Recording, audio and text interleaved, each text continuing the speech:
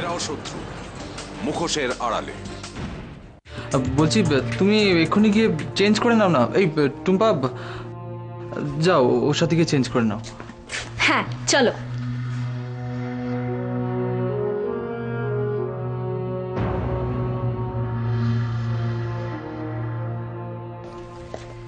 হ্যাঁ রে বাবলা, তোরা কি একই ক্লাসে পড়িস?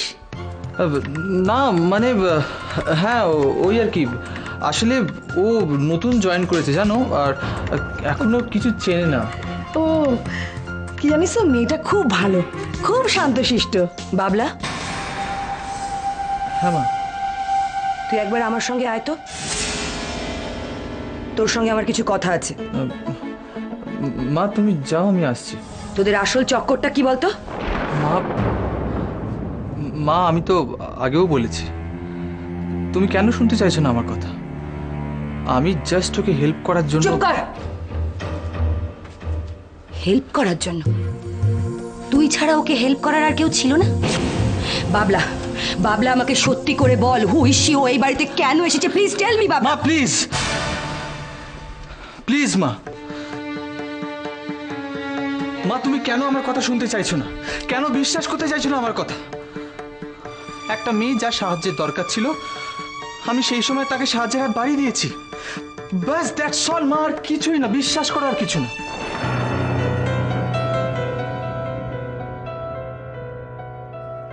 তুই অনেক বদলে গেছিস রে বাবলা,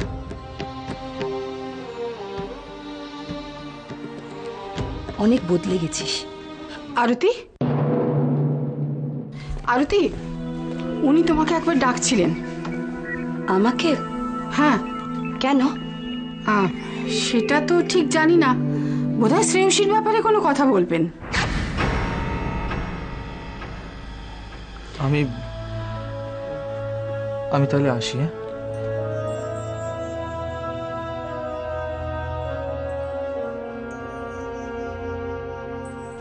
কি হলো, যাবে না? হ্যাঁ হ্যাঁ চলুন। চল। এই বলো না, বাবলার সাথে তোমার আলাপ কি করে হলো?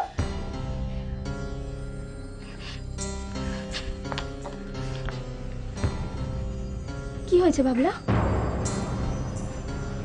কিছু হয়নি। এই তোরা কথা বল, আমি আসছি। হ্যাঁ কি হয়েছে বাবলা, বলো আমাকে। শ্রেয়সী, মা মা জিজ্ঞেস করছিল। কি জিজ্ঞেস করছিলে? তোমার আর আমার ব্যাপারে? তুমি কিছু বললে নাকি? শ্রেয়সী তুমি পাগল নাকি? ম্যাডাম ডাকতিলেন? হ্যাঁ বিক্রম, তুমি একটা কাজ করো তো, আমাদের ফটোগ্রাফারকে বলো ডিজিটাল ক্যামেরাটা নিয়ে আসতে। আমি একটু বর্ডারে যাব। ম্যাডাম আপনি বদলে যাবেন? আমিও দায়ী আপনার তাতে। ওখানে গিয়ে আপনার তাতে তাতে কিছু একটা কাজ করবো আমি বললাম, তবেই তুলে দেব। হ্যাঁ